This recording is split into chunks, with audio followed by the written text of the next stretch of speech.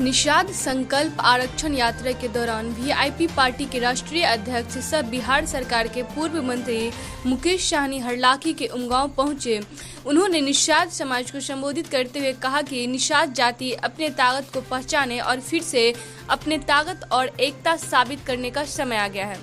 अब यह तय करना है कि जो हमारी सुनेगी हम उसका सुनेंगे और जो हमारी नहीं सुनेगी उसका हम नहीं सुनेंगे। मुकेश सहनी ने सभी के हाथों में गंगाजल देकर पूर्वजों और अपने कुल देवता को साक्षी मानकर संकल्प ली। कार्यक्रम में मुकेश सहनी के साथ पूर्व लोकसभा प्रत्याशी बद्री पूर्वे भी मौजूद थे। मुकेश सहनी ने आगे कहा कि देश का संवैधानिक है, जब अन्य राज्यों में निषादों का आरक्षण मिल सकता है तो बिहार, यूपी और झारखंड में क्यों नहीं मिल सकता। मौके पर जिला अध्यक्ष श्याम सुंदर सहनी, राष्ट्रीय उपाध्यक्ष उमेश सहनी, जिला प्रभारी बेचू सहनी, रंजित सहनी, महेश सहनी, राजकुमार सहनी, अन्य सदस्य मौजूद थे।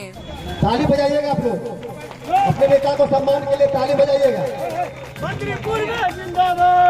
माला, चादर, गुलदस्ता देके आप लोग तालियों से स्वागत किया जाए।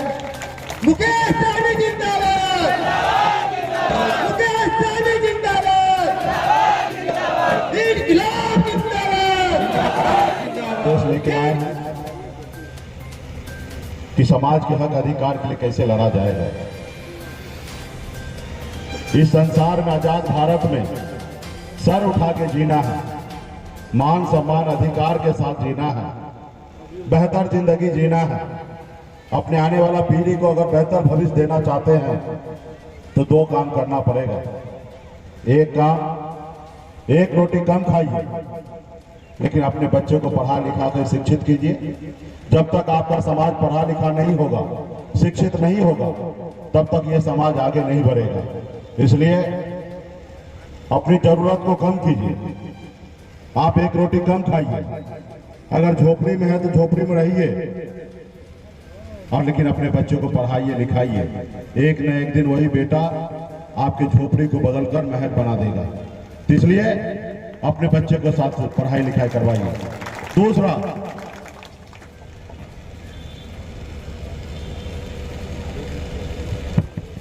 दूसरा अपने अधिकार के लिए जागरूक होइए। जब तक आप अपने अधिकार के लिए लड़ाई नहीं लड़िएगा, जागरूक नहीं होइएगा, तब तक आप गुलाम बन के रहिएगा। और जब लड़िएगा तभी परिणाम होता है हार और या जीत। आप जब लड़बे नहीं कीजिएगा तो निश्चित तौर पे आप हारा हुआ इंसान है और आप गुलाम हैं। और लड़िएगा तो जीतिएगा। जैसे हमारे पूर्वज ने लड़ाई लड़ा, इस देश में अंग्रेज का शासन था। पौने 200 साल अंग्रेज पढ़े लिखे विद्वान थे, समझदार थे, वो आपको देश को कब्जा कर लिया था। बाहर से, विदेश से आकर अपने देश को कब्जा कर लिया। आपके लोग पढ़े लिखे नहीं थे, उसके बावजूद भी लड़ाई लड़े। पौने 200 साल अंग्रेज से लड़ाई लड़े, उसके बाद देश आजाद हुआ। और लड़ाई सिर्फ इसलिए लड़ते थे, एक संकल्प लिया था कि आजाद भारत, जब देश आजाद होगा तो इस आजाद भारत में हमारे आने वाला पीढ़ी जो है वो सर उठा के जिएगा। और इसलिए वो लड़ाई लड़े और पौने 200 साल लगा लड़ाई जीतने में। और फिर आज आजाद भारत में आप और हम सर उठा के जी रहे। लेकिन सही मायने में जो गरीब, पिछड़ा, दलित, ऐसे वर्ग, निषाद, ऐसे लोगों को जो आजादी मिलना चाहिए वो नहीं मिला। आज भी आप गरीबी में जिंदगी जी रहे हैं।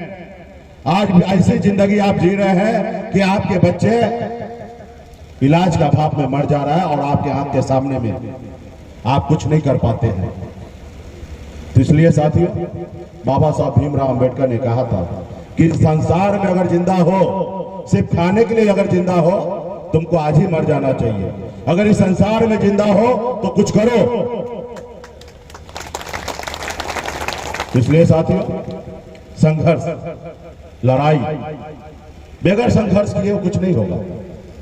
आज मुझे देखिए, मैं भी गरीब घर में ही जन्म लिया। आपके बगल के जिला दरभंगा जिला में जन्म लिया। पिताजी मछली मारते थे, दादाजी मछली मारते थे, ऐसे परिवार में मेरा भी जन्म हुआ। 18 साल में हर गरीबी को देखा, जहां लोग कहते हैं हजारों समस्या है, वहीं पे मेरा जन्म हुआ। मैंने हजारों समस्या को झेलते हुए 18 साल की उम्र में, जिस उम्र में घर परिवार बच्चे के साथ रहना होता है, उस उम्र में घर परिवार को छोड़कर मुंबई जैसे शहर चला गया। वहां मेहनत किया, मजदूरी किया। 900 रुपया महीने पे नौकरी करता था, 30 रुपया रोज पे मजदूरी करता था।